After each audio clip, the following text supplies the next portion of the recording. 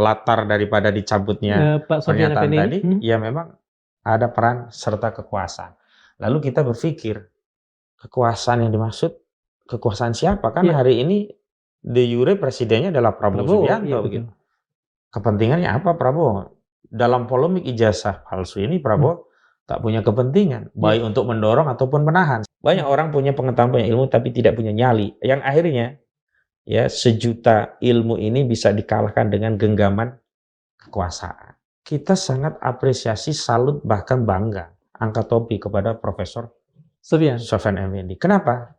Beliau dengan nuraninya, dengan batasan keberanian yang beliau miliki, berani jujur dan mengungkap itu. Makin banyak anak bangsa yang diadu domba, makin banyak anak bangsa yang terpecah belah hanya karena selembar dokumen gitu. Kami minta penyidik ambil upaya paksa untuk menyita ijazah saudara Joko Widodo. Saudara Joko Widodo itu ingin mengambil jalan yang keliru untuk meyakinkan ijazahnya asli. Dan jalan yang keliru ini terbukti sudah gagal untuk meyakinkan ijazahnya asli. Apa jalan yang keliru itu? Untuk meyakinkan publik bahwa ijazahnya asli dengan memenjarakan orang. Iya. Padahal kan kalau ingin meyakinkan ijazah asli, tunjukkan, silahkan periksa. Udah selesai. Betul.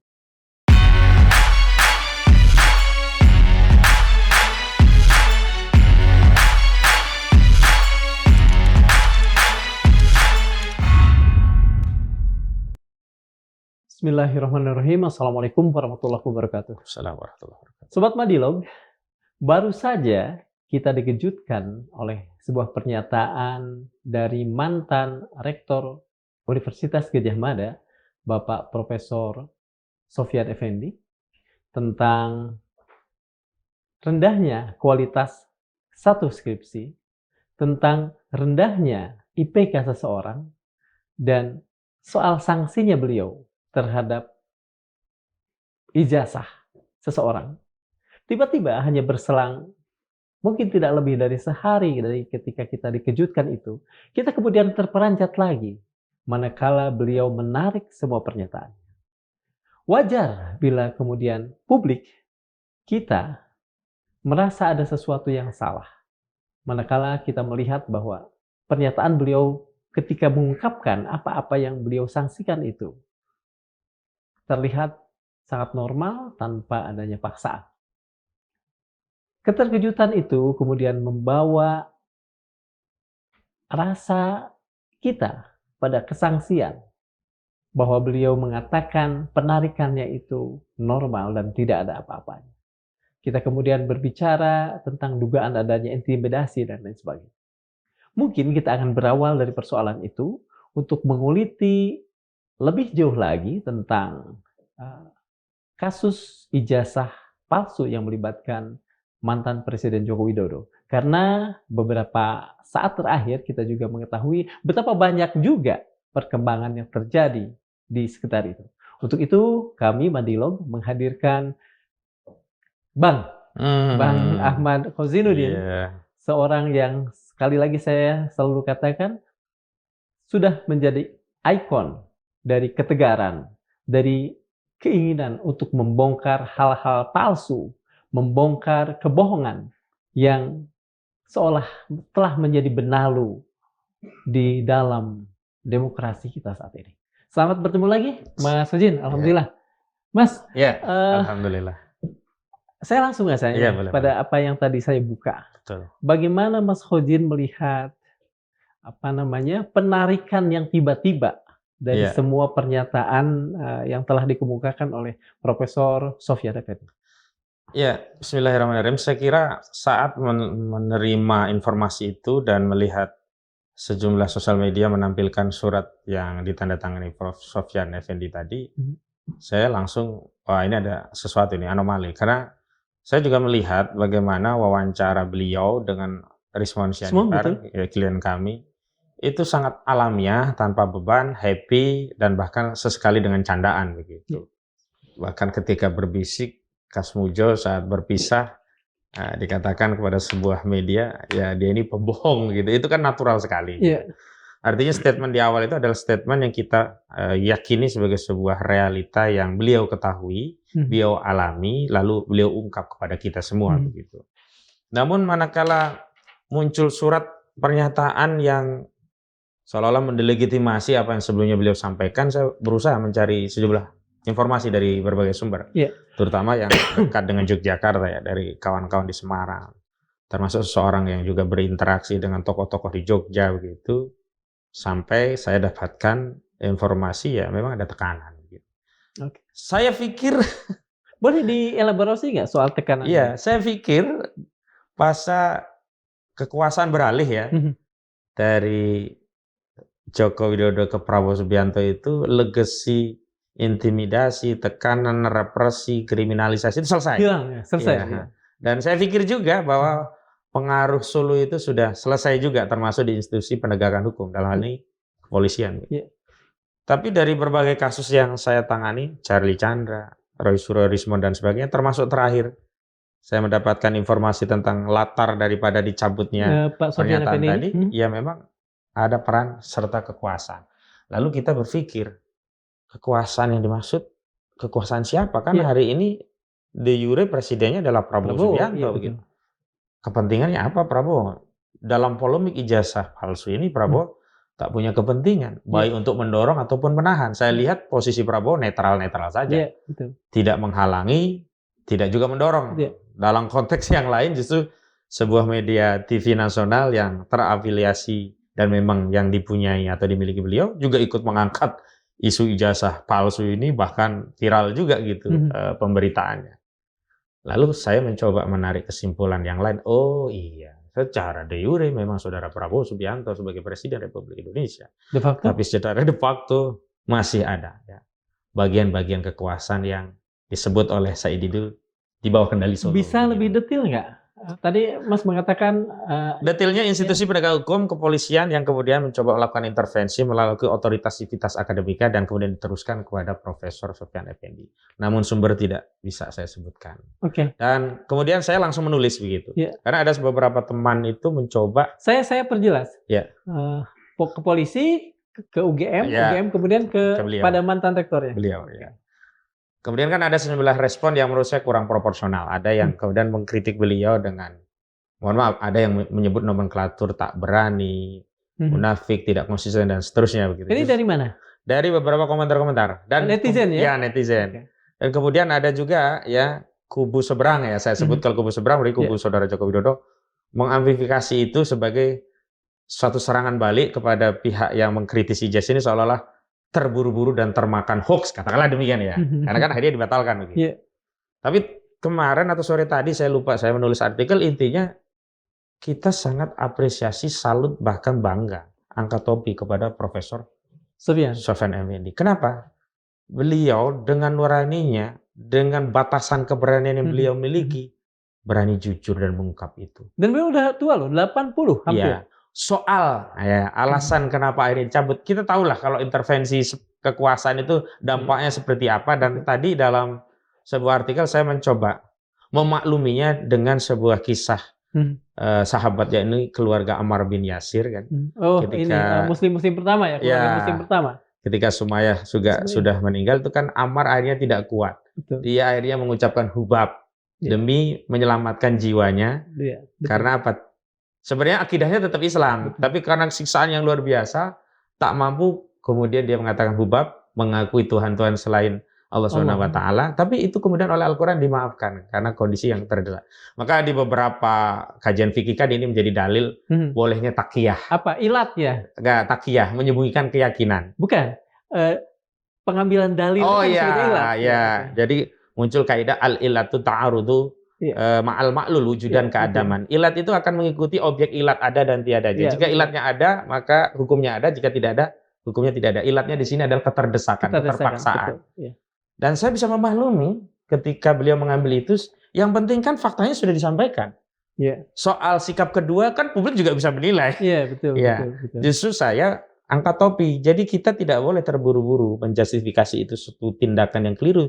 Justru itu tindakan yang menurut saya ingin menunjukkan kepada publik dua hal sekaligus. Betul. Pertama, objek masalah yang sudah beliau ungkap tentang ijazah itu bermasalah, latar pendidikannya yang bermasalah. Kedua, setiap orang yang menegakkan kebenaran ada represi di situ. Itu dua hal yang luar biasa. Dan itu terungkap dengan peristiwa itu. Dan orang yang merasa masih punya tangan-tangan kekuasaan itu seolah-olah hari ini merasa ketika dia mampu mengendalikan suara masyarakat dengan tangan kekuasaan, dia berhasil. Padahal itu makin mengkonfirmasi represi itu makin luar biasa dan mohon maaf, bagi kalangan tertentu ketika represi luar biasa itu bukan takut. Hilang urat putusnya. Nanti akan muncul Profesor Sofyan Effendi yang lainnya. ya. Gitu. Apalagi kalau kita bicara tentang marwah sebuah institusi, dalam hal UGM. Apalagi kalau kita bicara yang lebih luas, bangsa dan negara. Karena ijazah itu tak ansih persoalan UGM. Karena ijazah tersebut digunakan untuk memenuhi ketentuan pasal 169 Undang-Undang Nomor 7 Tahun 2017 tentang pemilu, yakni syarat untuk bisa menjadi calon RI 1. Artinya kan dampaknya ke seluruh rakyat. Apalagi pernah digunakan 10 tahun. Makanya ada juga yang berusaha mensimplifikasi persoalan ini. Itu kan milik pribadi, domain pribadi, hak pribadi tuh. Iya, itu domain pribadi, milik pribadi. Tetapi ketika itu digunakan untuk meraih jabatan publik, menjadi hak publik kita untuk bisa mengaksesnya. Kecuali kalau saya sering bikin analogi ya, kecuali Jokowi itu tukang somai, tukang bakso, tukang mie ayam, yang nggak ada kaitannya dengan pertanggungjawaban ketatanegaraan dan masa depan bangsa Indonesia, nggak soal kalau dia nggak mau menunjukkan ijazahnya. Hari ini kan seolah-olah kita ya yang menginginkan ijazah itu terbuka ditunjukkan, bolak-balik. Kan di awal-awal ada juga profesor yang mengatakan begini, nanti semua orang bisa dong meminta kita menunjukkan ijazah. Saya pikir analogi itu ada dua kekeliruan dalam membangun analogi itu untuk mempertahankan tidak boleh menunjukkan ijazah. Yang pertama, kalau semua orang disuruh menunjukkan, apa salahnya kalau memang punya? Yang kedua, ya tidak mungkin juga semua orang kalau tidak ada kaitan dengan pertanggungjawaban publik. Kan persoalan ijazah ini kan ilat kalau kita gunakan ilat ya.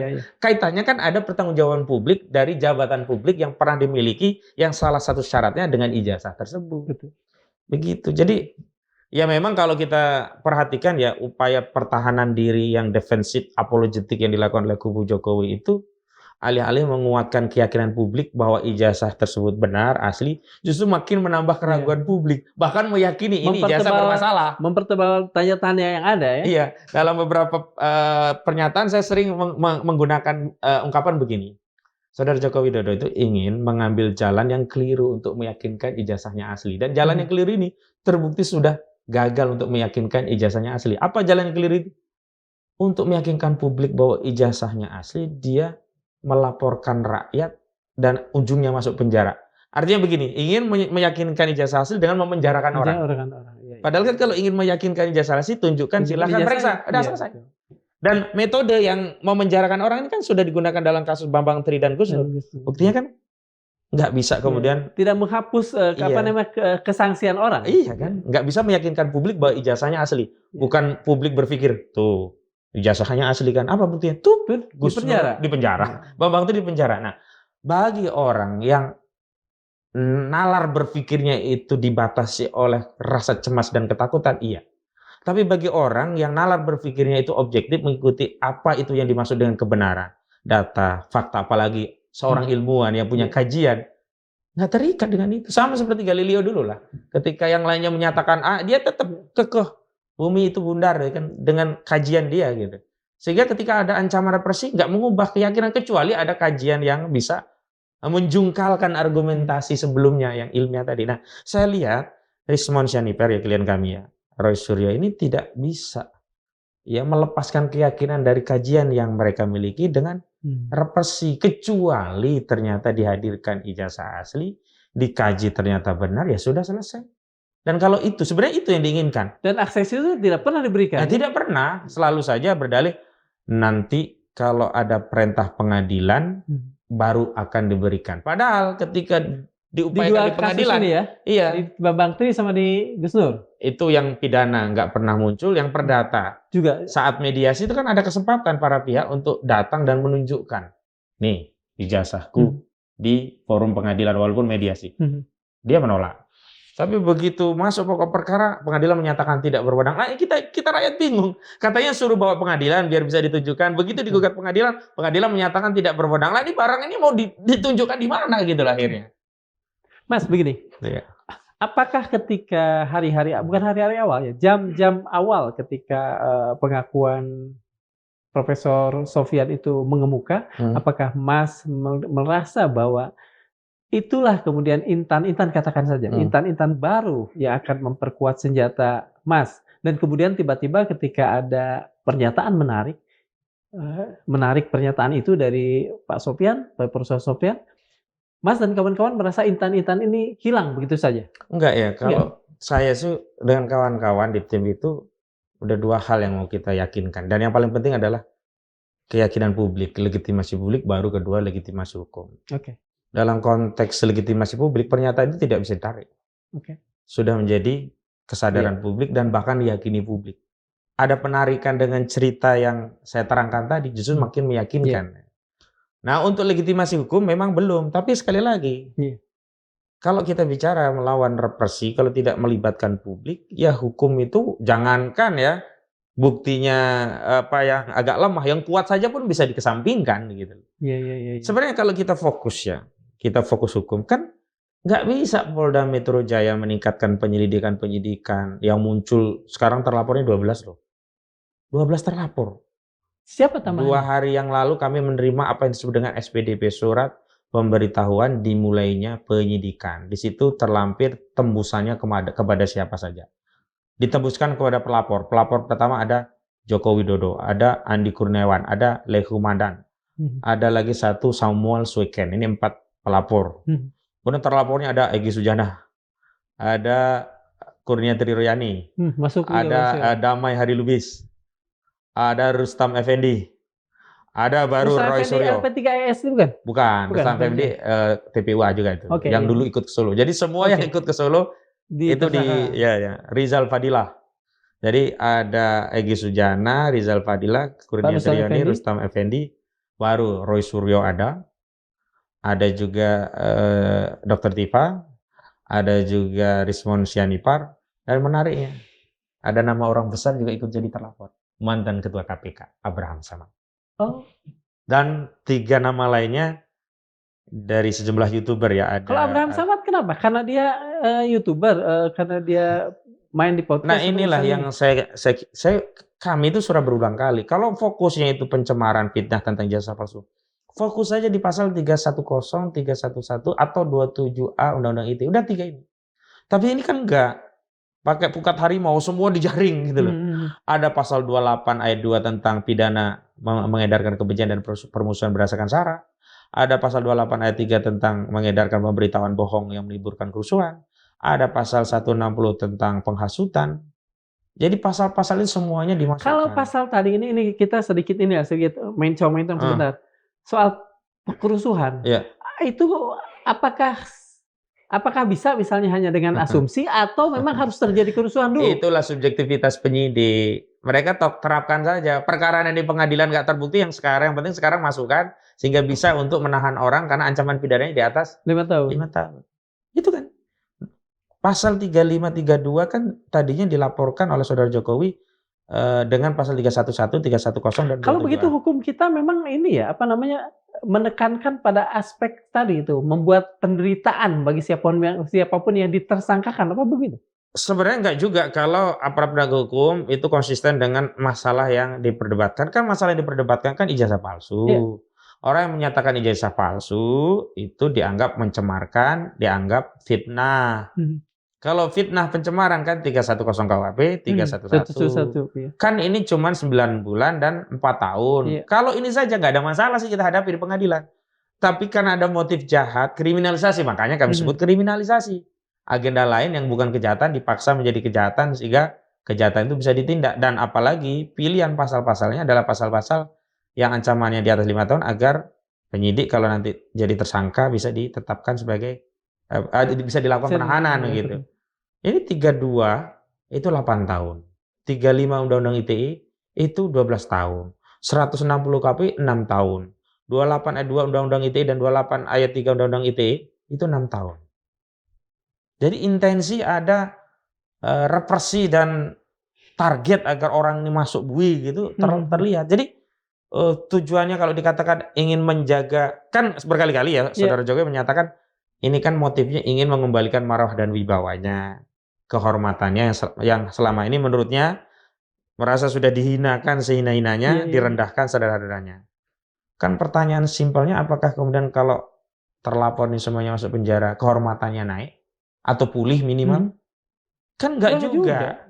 Justru kalau dia ingin kehormatannya pulih, tunjukkan ijazah aslinya, silahkan observasi, hasilnya asli, maka kembalilah wibawanya, kembali bahkan kehormatannya. mungkin ada pandangan seperti ini dari publik.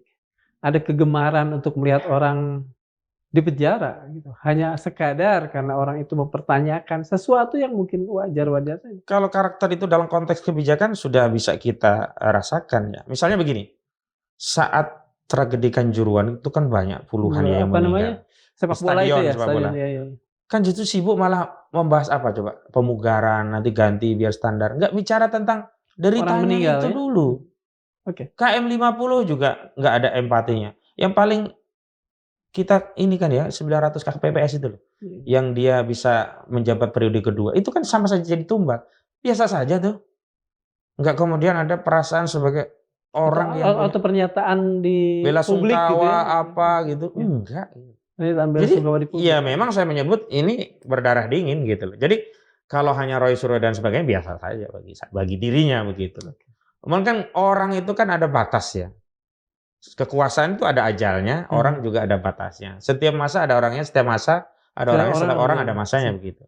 Nah hari ini memang kemarin kan sempat ya Saudara Joko Widodo menyatakan perasaan politiknya hari ini dirinya kan sedang di downgrade. Ada yang ingin merusak reputasi politiknya. Ada agenda besar di balik ijazah palsu dan agenda pemakzulan Gibran. Kalau orang sudah sampai tahapan seperti itu, padahal politisi, baper kan ini ya. Paling nggak ada dua.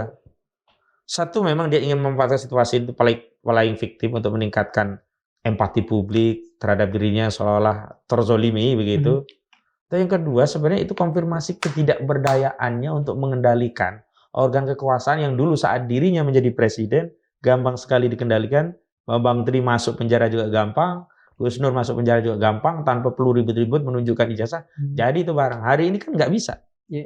Nah saya makanya ada dua keadaan sekaligus nih. Kalau sebelumnya sakit ya itu kan berarti imunitas kesehatannya menurun. Yang kedua ketika dia curhat, baper, merasa perasaan politiknya ada yang mendowngrade, oh ini berarti imunitas kekuasaannya juga sudah menurun. Dan itu apa namanya itu Mas pegang betul ya? Artinya Mas yakini itu betul?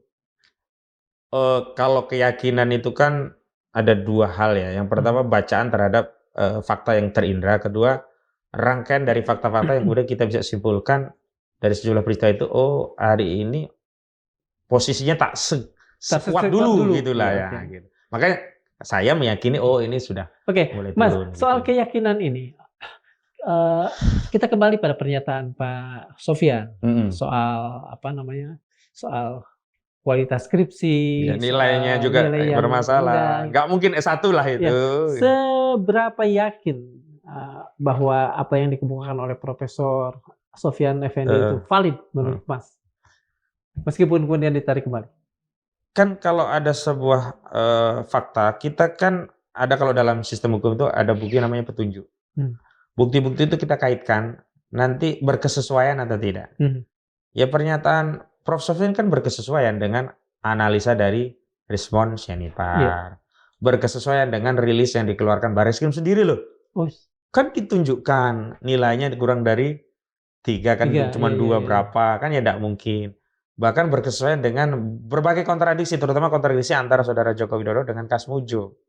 Yang klaimnya itu dosen pembimbing, berubah menjadi dosen akademik, berubah tak diakui sama sekali dua-duanya nggak ngaku. Gitu.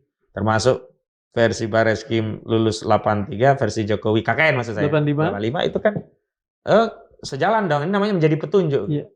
Apalagi yang terakhir, temuan yang paling, ya ini terakhir nanti akan diungkap oleh Roy Suryo, Rismon Syenipar dan yang lainnya. Temuan ijazah tahun 85 itu setidaknya ada 5 kejanggalan ya. Pertama jenis kertasnya berbeda, ada kemudian embossnya, ada juga kemudian fontnya tetap masuk, ada kemudian apa namanya? Materai? Nah, yang paling utama materai dengan nominal yang berbeda. Karena kalau di tahun tertentu materai, zaman dulu memang iya ada, tapi nominalnya, cuman ini belum disepil. Menurut Roy Suryo nanti saja, dan saya setuju karena kita kan selalu kaitkan dengan strategi pembelaan begitu. Walau nanti pada akhirnya kalau ternyata Saudara Joko Widodo tunjukkan ya sudah kita bandingkan dengan yang asli nih. Kan ini sebenarnya gampang ya. Tunjukkan, Roy Suryo keluarkan yang asli kan sebelumnya katanya hanya fotokopi, sekarang ada yang asli. Dibandingkan identik atau tidak. Kalau sebelumnya kan klaim dari Barreskrim identik, tapi kan kita tidak tahu identik dengan yang mana. Iya. Kalau identik dengan sesuatu yang bermasalah kan menjadi identik bermasalah gitu loh. Betul. Jadi kan harus dipastikan dulu pembandingnya itu juga sahih, identik dengan yang sahih. Maka kesimpulannya barang ini sahih begitu. Mas, apakah yang tadi Mas kemukakan itu akan menjadi katakanlah semacam strategi besar nanti di persidangan selanjutnya? Sebenarnya kalau kita bicara strategi besar, sejak hari ini kita sudah membangun narasi itu ya, karena terus terang kami mempercayai bahwa kasus ini bukan domainnya Roy Suryo Rizwan Sianipar saja, ini sudah milik publik. Sehingga sejak awal juga publik harus dilibatkan, dan sejak awal juga kami mengedukasi temuan data fakta yang selama ini menjadi basis keyakinan dari Roy Suryo menyatakan ijazah saudara Joko Widodo 99,9% palsu, termasuk menjadi basis keyakinan dari Rizwan Sianipar yang menyatakan 11.000 triliun ijazah saudara Jokowi palsu begitu. Tinggal mungkin kembalikan kepada masyarakat. Kalau ada anomali dalam prosesnya seperti ini, kami kan menghadapi anomali kedua.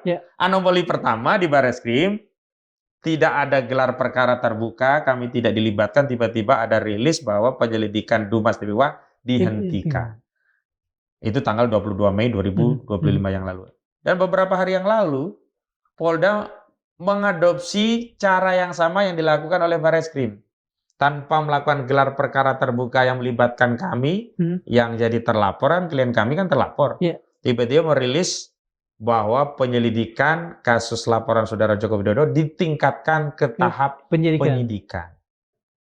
Ini kan anomali yang kedua. Artinya apa? Yang pertama saja tidak kredibel, tidak akuntabel karena tidak ada transparansi, sudah kita persoalkan. Dan itu diterima loh komplain kita. Apa parameter diterimanya komplain kita? Ketika kita mengajukan permohonan gelar perkara khusus di Biro Wasidik Barreskrim Mabes Polri, diterima di 9 Juli 2025 yang lalu. Dan sampai hari ini belum ada loh kesimpulannya. Apakah kesimpulan dari Biro Wasidik itu memerintahkan untuk membuka kembali penyelidikan dan dilanjutkan, atau itu sudah benar, kan belum. Kalau penyelidikan itu dilanjutkan kan berarti ada dugaan ijazah ini palsu.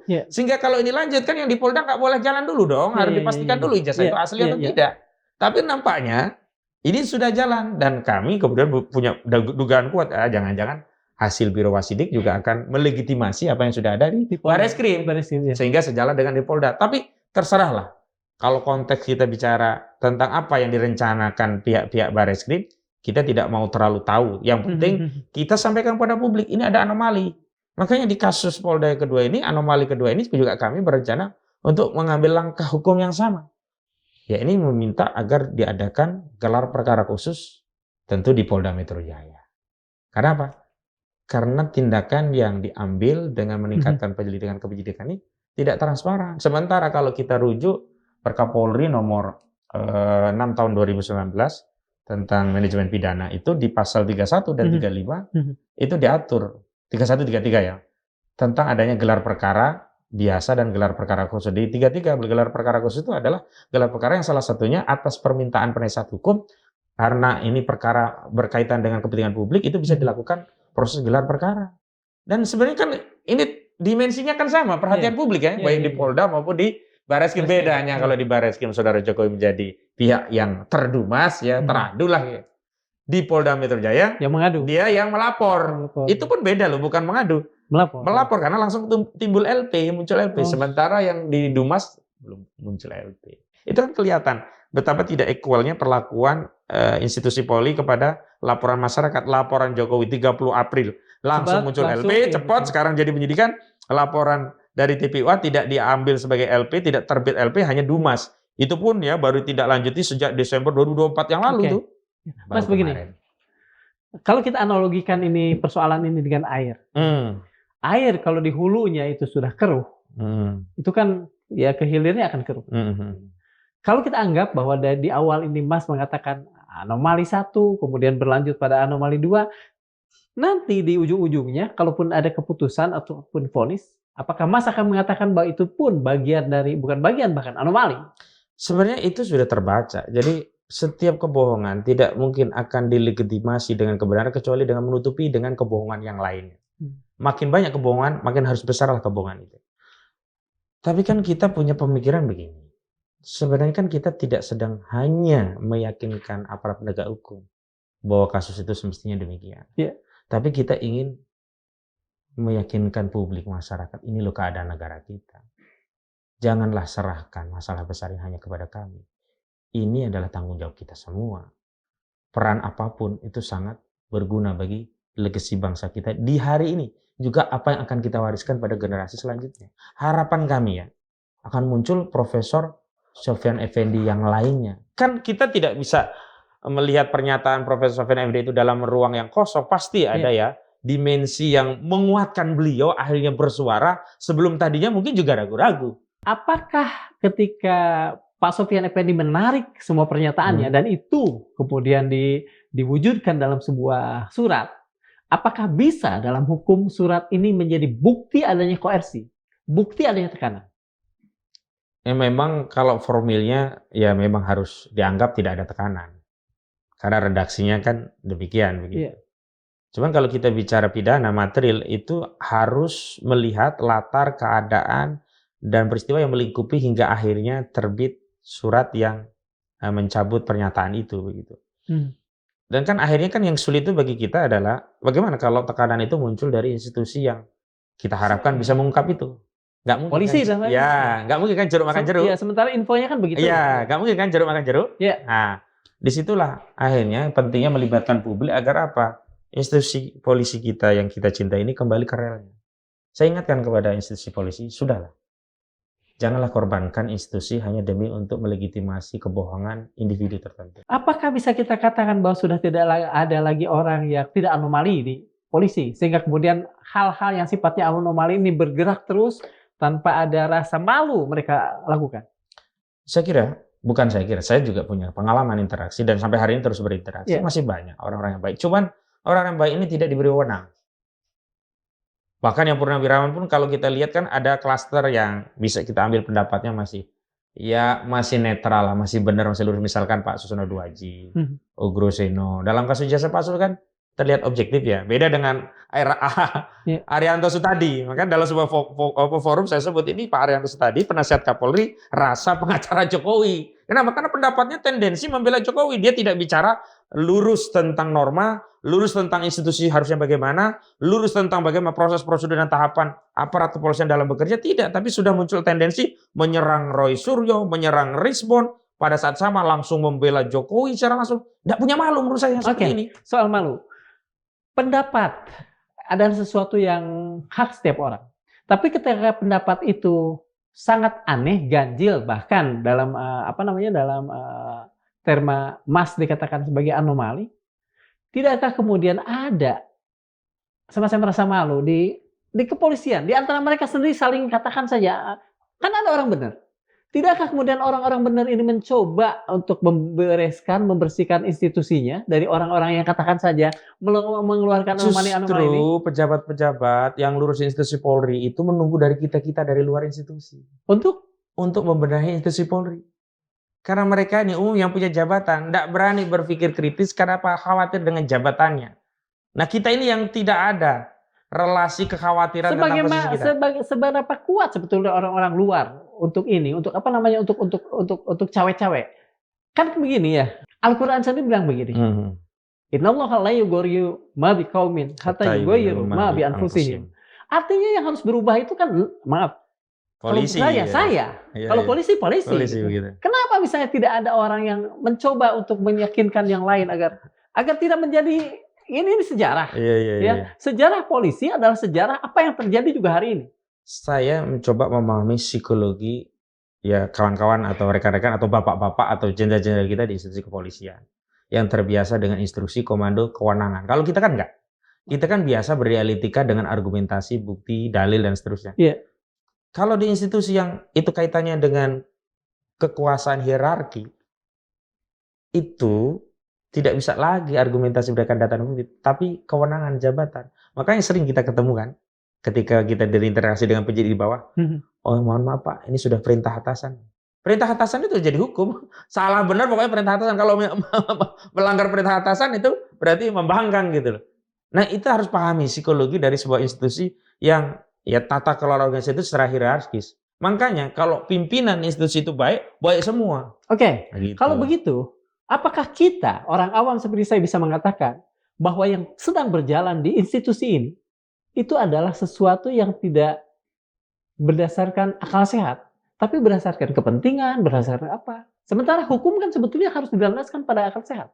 Ya makanya salah satu yang saya sarankan institusi Polri agar setidaknya bisa memperbaiki diri ada ganti Kapolri. Merujuk apa yang disampaikan oleh Kapolri ya Pak Listio Sigit Prabowo, ikan busuk itu dari kepala. Dan hari ini kebusukan institusi Polri itu harus diperbaiki dengan mengganti kepalanya dulu. Karena ada relasi kuasa antara Solo Jokowi ini dengan Listio Sigit Prabowo dulu yang melantik mengangkat kan Pak Saudara Jokowi. Joko Widodo. Tidak mungkin lah ya ada relasi kuasa yang membuat dirinya melayani kepentingan Jokowi melalui institusinya, termasuk dalam hal ini Apakah melayani bisa kita perkara ini. katakan, nah Gitu. kebetulan karena kita Iya, iya. membahas Pak Listio. Listio ya, apakah bisa kita mengatakan bahwa Pak Listio adalah persona yang salah menjalankan tugas karena apa? Karena dia mengabdi pada orang, dan orang itu sebetulnya sudah tidak lagi menjadi pimpinan tertinggi Republik ini, bukan mengabdi pada Republik ini.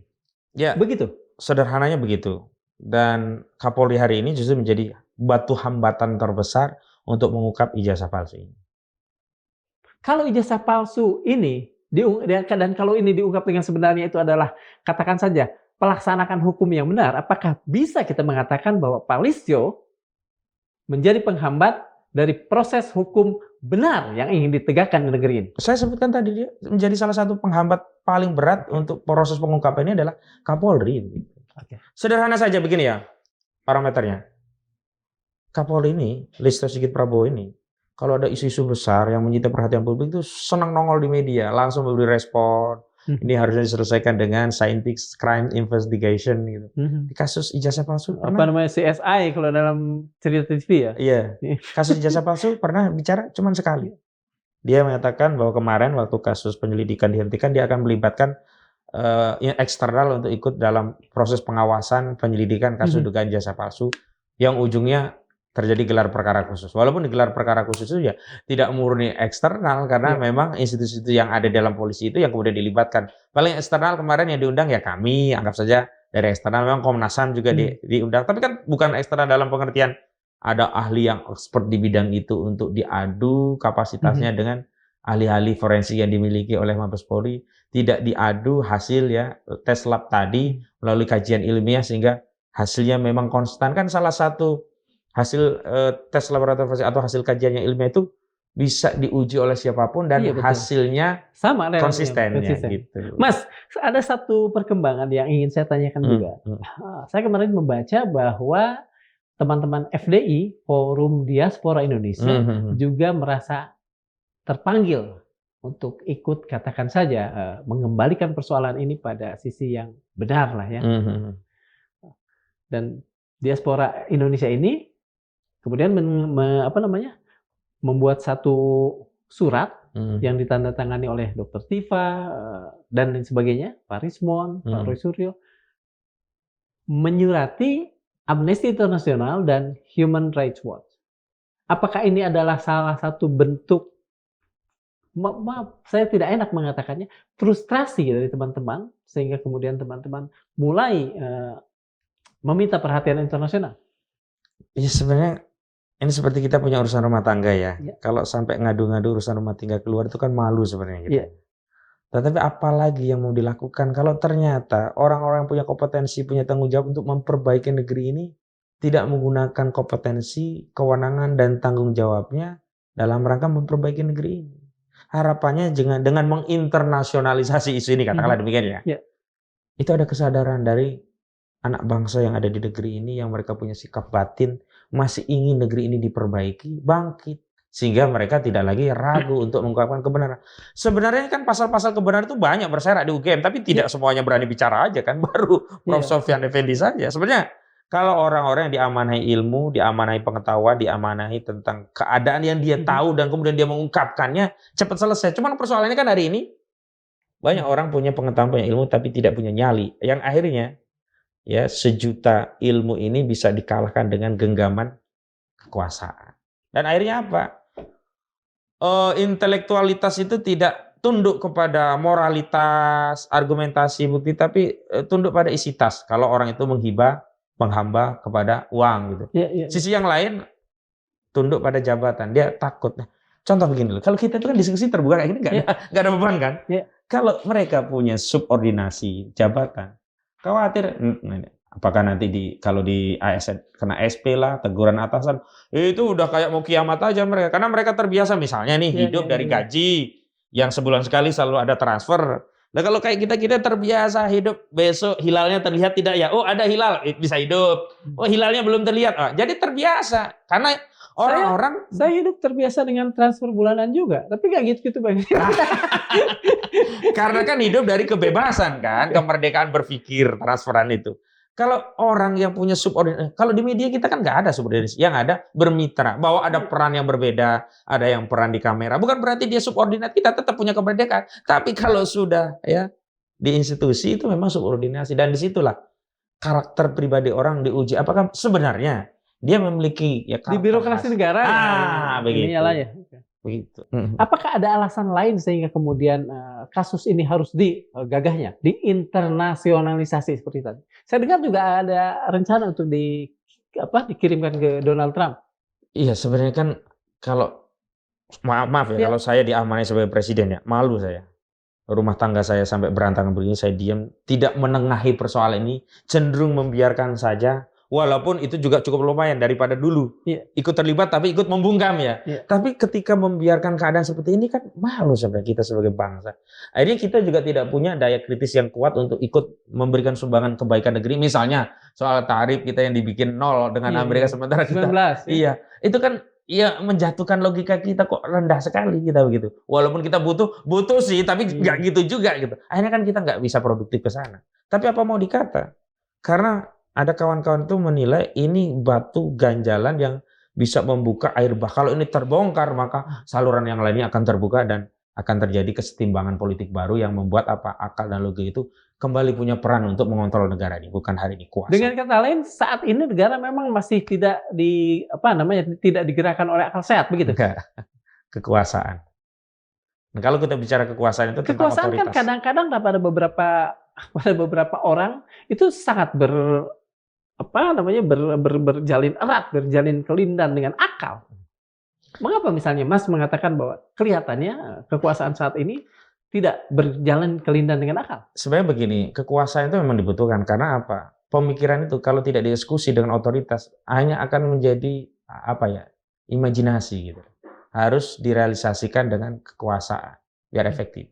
Problemnya kalau kekuasaan itu bekerja hanya berdasarkan otoritas, tidak didasari ilmu, argumentasi, data, fakta, tapi lebih memilih kepentingan yang menjadi orientasi kekuasaan itu jalankan, maka berbagai argumentasi itu hanya kumpulan pendapat yang tidak memiliki nilai. Sementara yang dieksekusi oleh kebijakan kekuasaan itu adalah kepentingan yang kelompok-kelompok tertentu ingin dieksekusi karena ada benefit dari kebijakan yang dieksekusi. Ya kan sebenarnya seperti itu saja kan sebenarnya hari ini. Makanya muncul istilah segelintir orang menguasai kekuasaan dan mengalahkan kepentingan publik.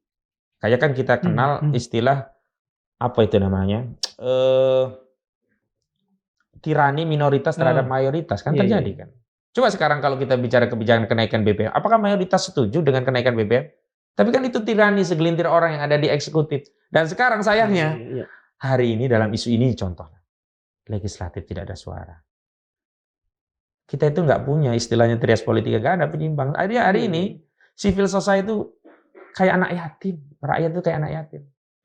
Harusnya ada pemimpin itu yang ngurusi dia. Ini justru ada masalah pemimpinnya diam, dia harus pontang-panting wakil rakyatnya juga diam, wakilnya juga diam, harus pontang-panting ke sana. Karena mereka sudah mewakili rakyat pada sisi tertentu, kesejahteraan. Sisi kesejahteraan.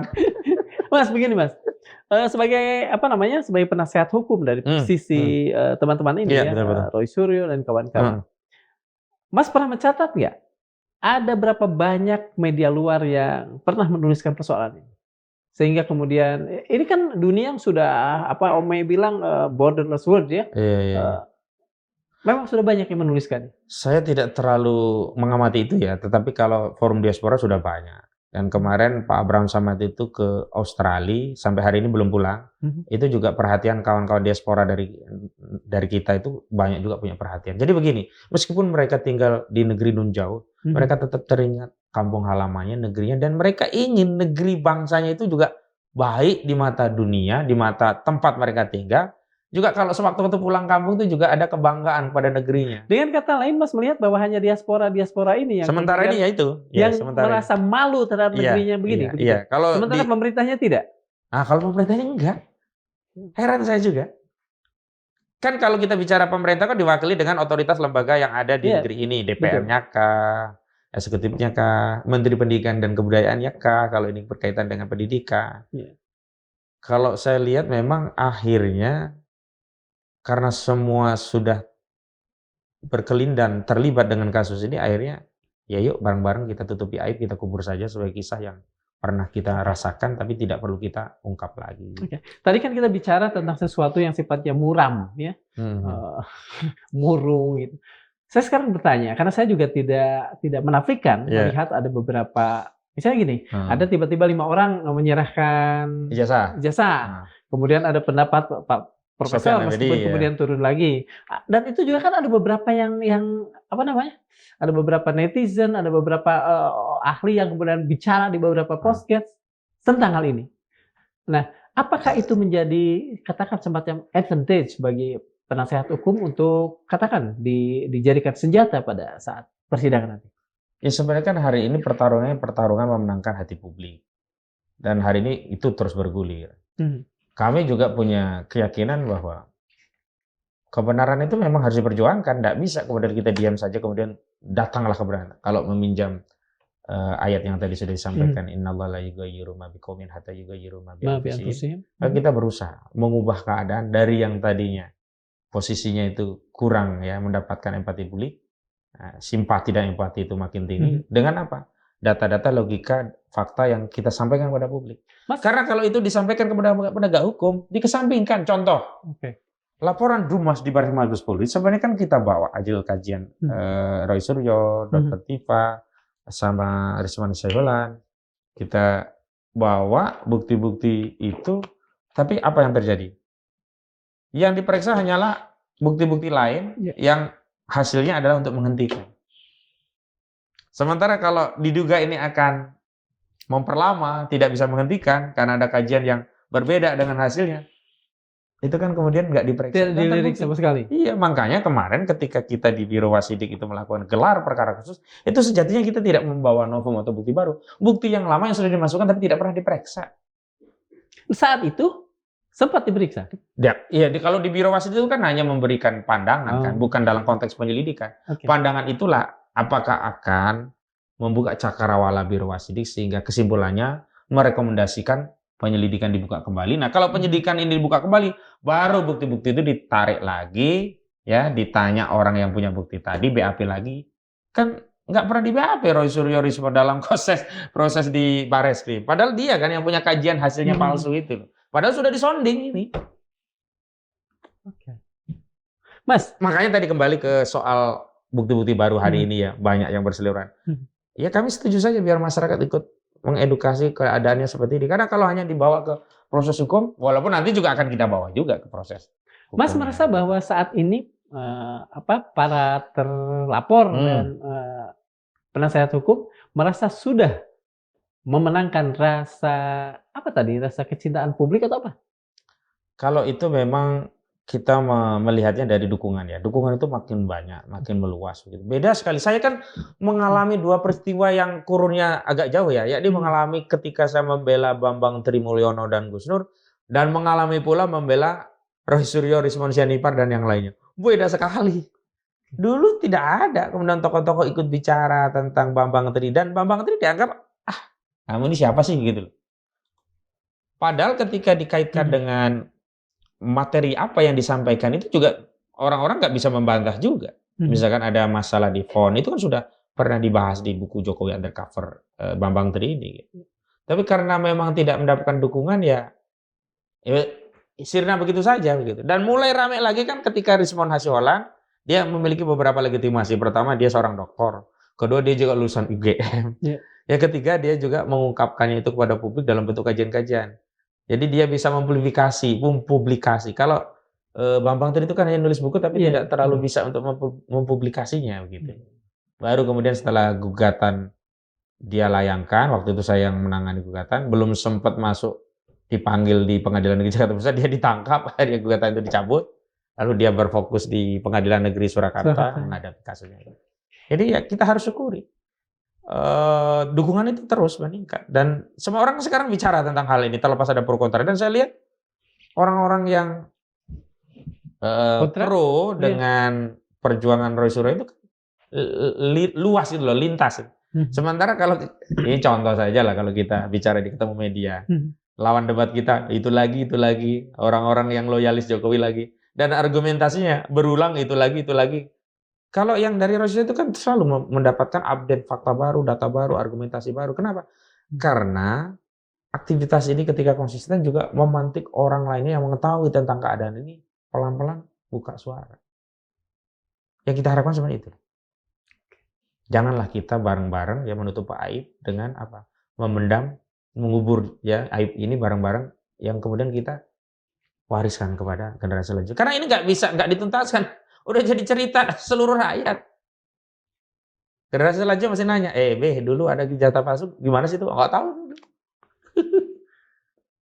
Mas, berkaitan dengan katakan saja internasionalisasi kasus ini, apa yang diharapkan oleh teman-teman? Sebenarnya kekuasaan terlibat dalam urusan ini, jangan diam gitu loh. Apakah misalnya kalau saya nggak tahu prosesnya seperti apa ya, kalau tiba-tiba Human Rights Watch atau Amnesty International atau apapun namanya yang yang dikirimi surat itu datang, apa yang pertama akan dilakukan oleh penasihat hukum?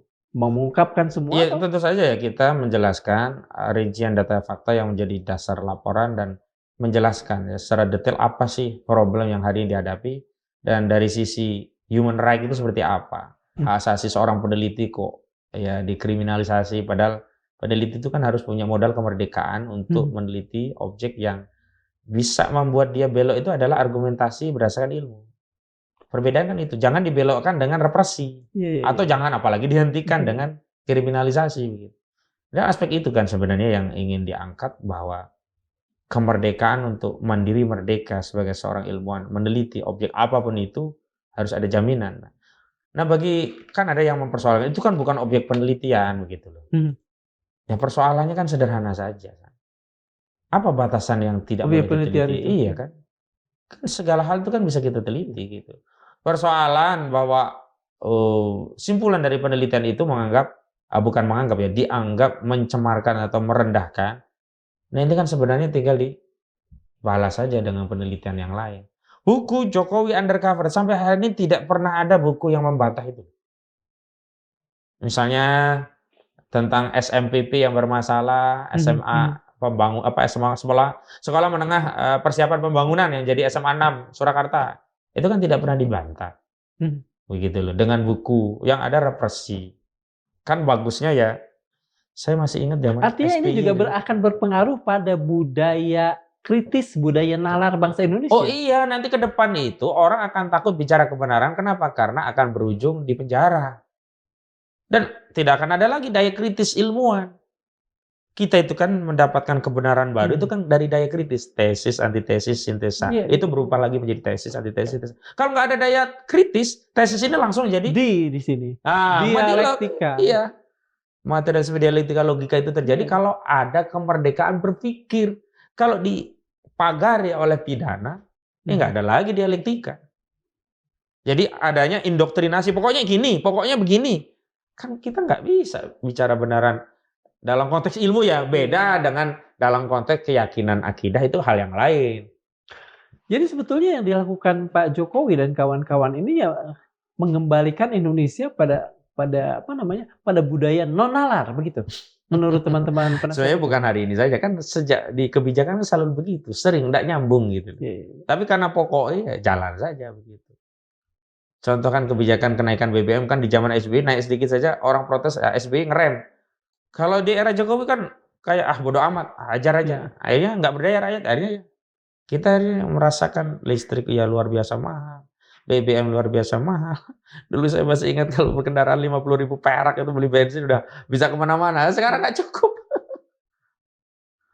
Mas, apakah misalnya kalau ada katakan saja akademisi dari pihak luar atau NGO luar atau bahkan misalnya tadi institusi yang lebih jelas menyoal atau concern dengan human rights datang, kalau misalnya mereka agak susah untuk datang ke sini, apa akan dikejar?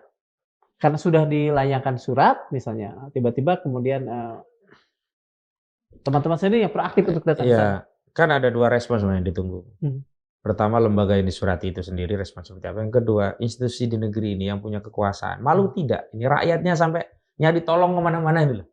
Kayak seolah-olah jadi yatim piatu, kayak nggak ada negaranya, nggak ada penguasanya.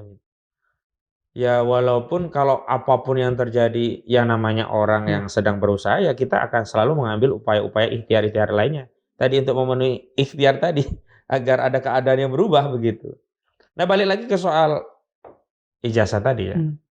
Sebenarnya kan ada penyelesaian secara subjektif bisa dilakukan, tapi rasa-rasanya sampai hari ini nggak bisa. Makanya nanti kami akan mengambil upaya hukum karena ini sudah masuk ke penyidikan. Kami minta penyidik ambil upaya paksa untuk menyita ijazah saudara Joko Widodo.